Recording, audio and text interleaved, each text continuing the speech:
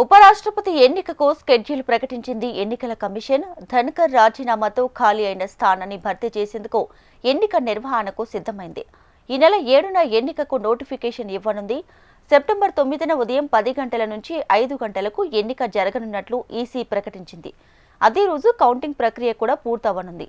ఈ నెల 21 నుంచి నామినేషన్ల ప్రక్రియ ప్రారంభం అవనుండగా ఈ నెల 25 వరకు నామినేషన్ల ఉపసంహరణకు గడువు ఇచ్చింది ఎన్నికల కమిషన్.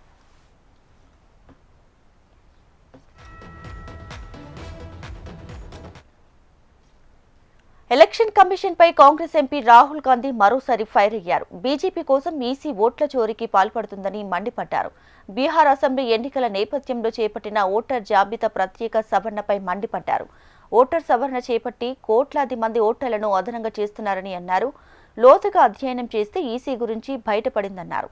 6 నెలల సొంతంగా దర్యాప్తు జరిపి ఆటంబం లాంటి ఆధారాలు గుర్తించామని చెప్పారు. ఆ బాంబు పేలిన రోజు ఎన్నికల సంఘం దాక్కోవడానికి అవకాశమే ఉండదని చెప్పారు. రాహుల్ గాంధీ వ్యాఖ్యలను ఈసీ తీవ్రంగా ఖండించింది. రాహుల్ మాటలను పట్టించుకోవాల్సిన పని లేదని తెలిపింది. और जो हमें मिला है वो एटम बॉम्ब है, मतलब एटम बॉम्ब है, फटेगा तो आप इलेक्शन कमीशन आपको दिखेगा नहीं।